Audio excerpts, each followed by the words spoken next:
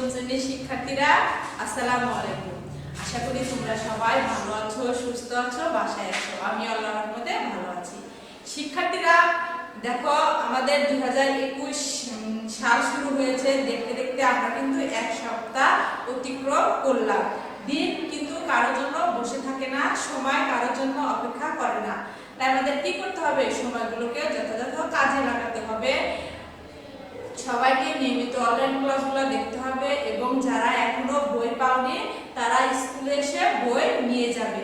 পঞ্চম শ্রেণী তোমাদের একটু তোমাদের জন্য একটা গুরুত্বপূর্ণ ক্লাস। তোমাদের পঞ্চম শ্রেণীতে সমমানী পরীক্ষা দিতে হবে। এই জন্য এই ক্লাস প্রথম থেকে ভালো করে শুরু করতে হবে এবং নিয়মিত ক্লাসগুলো দেখতে হবে।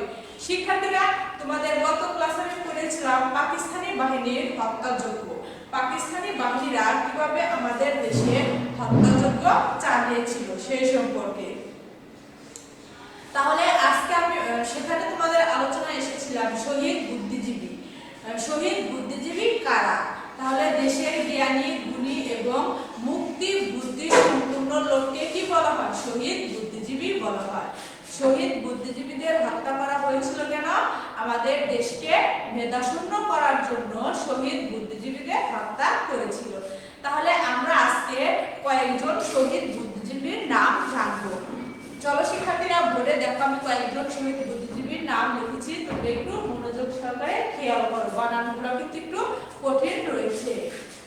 অধ্যাপক গোবিন্দচন্দ্র দে, শহীদ বুদ্ধিজীবীদের নামের তালিকা। অধ্যাপক গোবিন্দচন্দ্র দে, অধ্যাপক মুনির চৌধুরী, অধ্যাপক জ্যোতির্ময় গুহ ঠাকুরতা, অধ্যাপক রাশেদুল হাসান, সাংবাদিক সেলিনা পারভিন, ডক্টর আলী চৌধুরী, ডক্টর আজহারুল হক। শিক্ষার্থীরা, যে নামের যে উপাধি রয়েছে সেটা কিন্তু দিতে হবে। তাই আমাদের কি করতে হবে? নামগুলো ভালোভাবে খেয়াল করতে হবে। তাহলে কি? ডক্টর আজহারুল হক, ডক্টর আলী চৌধুরী, সাংবাদিক সেলিনা পারভিন, অধ্যাপক রাশিদুল হাসান, অধ্যাপক জ্যোতির্ময় গুহ ঠাকুরতা, অধ্যাপক জ্যোতির্ময় গুহ ঠাকুরতা, অধ্যাপক মুনির চৌধুরী, অধ্যাপক গোবিন্দচন্দ্র দে। তাহলে তোমাদের পরীক্ষায় এরকম আসতে পারে, শহীদ বুদ্ধিজীবী দিবস কবে পালন করা হয়? কয়েকজন শহীদ বুদ্ধিজীবীর নাম লিখো। তাহলে কিন্তু এখানে একটা আমরা বড় প্রশ্ন পেয়ে গেলাম। তারপর রয়েছে পাকিস্তানি বাহিনীর আত্মসমর্পণ ও আমাদের বিজয়। পাকিস্তানি বাহিনীরা কিভাবে আত্মসমর্পণ করে, কিসের জন্য আত্মসমর্পণ করে এবং কিভাবে আমাদের বিজয় হয় সেই সম্পর্কে আমরা এখন জানব। মুক্তিযুদ্ধের পুরো সময়টা প্রতিবেশী দেশ ভারত আমাদের নানানভাবে সাহায্য সহযোগিতা করেছে। এটা কিন্তু আমরা আগে জেনেছি। মুক্তিযুদ্ধের সময় প্রতিবেশী দেশ ভারত আমাদের কি করেছে? নানানভাবে সাহায্য সহযোগিতা করেছে।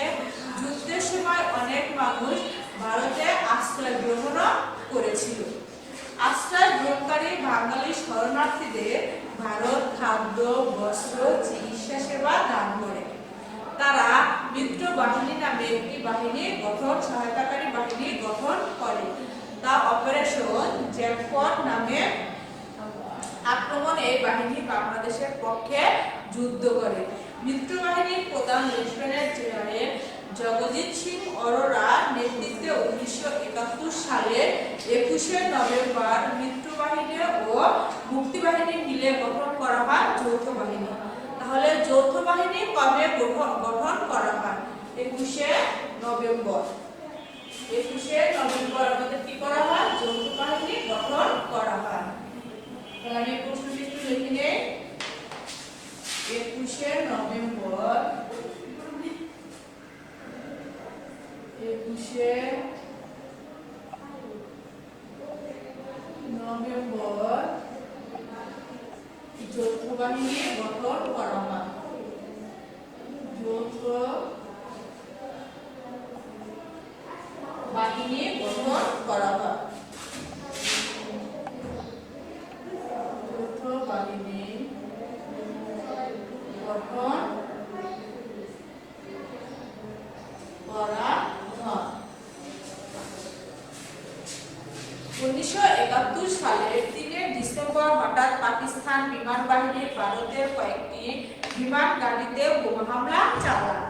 এর ফলে যৌথ বাহিনী একযোগে স্থল, নৌ, আকাশপথে পাল্টা আক্রমণ করে। তীব্র আক্রমণের ফলে 1971 সালের 16 ডিসেম্বর পাকিস্তানি বাহিনী আত্মসমর্পণ করতে বাধ্য হয়।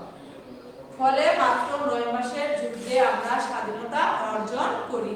তাহলে কয় মাস যুদ্ধ পরিচালিত হয়েছিল? 9 মাস। 9 মাস যুদ্ধ করার পরে আমরা কি করি? বিজয় অর্জন করি, স্বাধীনতা অর্জন করি। ঢাকা রেসকোর্স ময়দানে যৌথ বাহিনীর পক্ষে লেফটেন্যান্ট জেনারেল জগদীশ সিং অরোরা এবং পাকিস্তানের পক্ষে লেফটেন্যান্ট জেনারেল নিয়াজি আত্মসমর্পণ দলিলে স্বাক্ষর করেন। তাহলে দেখো, পাকিস্তানের পক্ষে কে দলিলে স্বাক্ষর করেন? লেফটেন্যান্ট জেনারেল নিয়াজি আত্মসমর্পণ করে যে আমরা এখানে পারলাম না। এর মধ্যে দিয়ে আমাদের সত্যিকারের বিজয় অর্জিত হয়। প্রতি বছর 16 ডিসেম্বর আমরা কি করি? বিজয় দিবস পালন করি। এর কিছুদিন পর 1972 সালের 8 জানুয়ারি বঙ্গবন্ধু পাকিস্তানের কারাগার থেকে মুক্তি লাভ করেন এবং 1972 সালের 10 জানুয়ারি স্বদেশ প্রত্যাবর্তন করেন, মানে তিনি দেশে ফিরে আসেন। তাহলে বঙ্গবন্ধু শেখ মুজিবুর রহমান কবে কারাগার থেকে মুক্তি লাভ করেন? 1972 সালের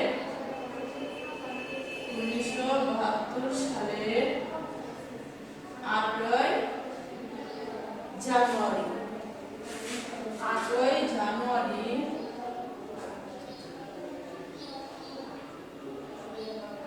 জানুয়ারি কি করে পাকিস্তানের কারাগার থেকে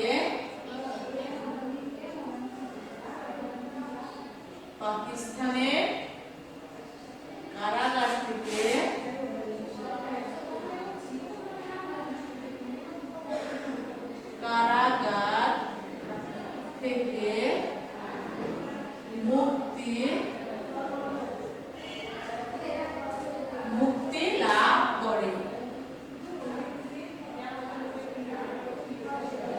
করেন। আর তিনি দেশে ফিরে আসেন কবে? 10 জানুয়ারি 1972 সালে।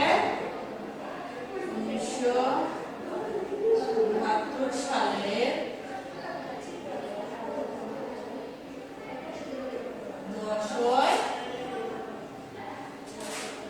জানুয়ারি স্বদেশ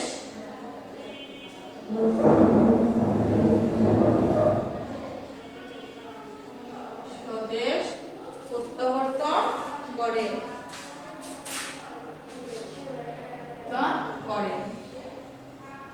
আর কি করা হয়?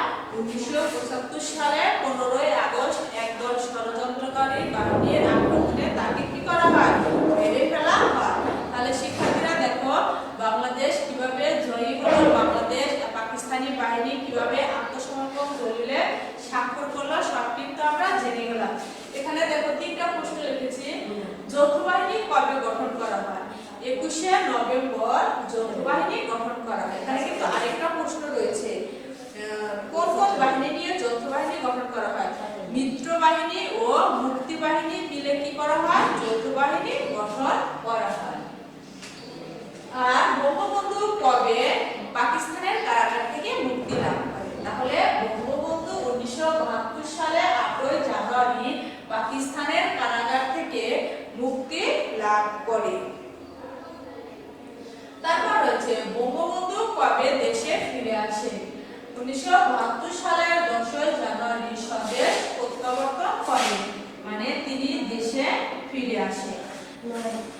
শিক্ষার্থীরা দেখো, কবে পাকিস্তানের বিমান ঘাঁটিতে বোমা হামলা চালায়? তাহলে 3রা ডিসেম্বর। 3রা ডিসেম্বর পাকিস্তানি বিমান ঘাঁটিতে কি করে? বিমান ঘাঁটিতে বোমা হামলা চালায়। বিমান ঘাঁটিতে কি করে? বিমান ঘাঁটিতে বোমা হামলা চালায়।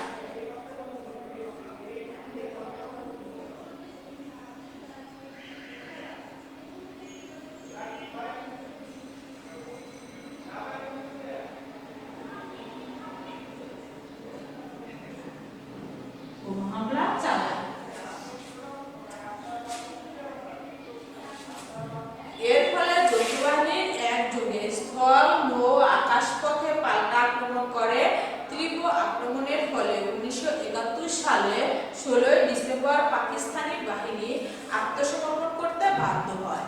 ফলে 9 মাস যুদ্ধে আমরা কি করি? স্বাধীনতা অর্জন করি। ঢাকা রেসকোর্স ময়দানে যৌথ বাহিনীর পক্ষে লেফটেন্যান্ট জেনারেল নিয়াজি, তাহলে যৌথ বাহিনীর পক্ষে কে ছিলেন? Lieutenant general Niazi, general Jagdish Singh Aurora, এবং পাকিস্তানের পক্ষে ছিলেন লেফটেন্যান্ট জেনারেল নিয়াজি আত্মসমর্পণ দলিলে স্বাক্ষর করে। এর ফলে আমাদের কি হয়? সত্যিকারের বিজয় অর্জিত হয়। প্রতি বছর 16 ডিসেম্বর আমরা কি করি? বিজয় দিবস অর্জন করি। তাহলে শিক্ষার্থীরা, আজকে তোমাদের সামনে আলোচনা করলাম কয়েকজন শহীদ বুদ্ধিজীবীদের নাম এবং কিভাবে বাঙালিরা সত্যিকারের বিজয় অর্জন করে সেই সম্পর্কে। তাহলে শিক্ষার্থীরা, আজকে যে পাঠ আলোচনা করলাম, আশা করি তোমরা সবাই এখান থেকে ছোট প্রশ্ন লিখবে এবং উত্তর লিখবে। তাহলে শিক্ষার্থীরা সবাই ভালো থাকো, সুস্থ থাকো। আজকে ক্লাস এই পর্যন্ত। আল্লাহ হাফেজ।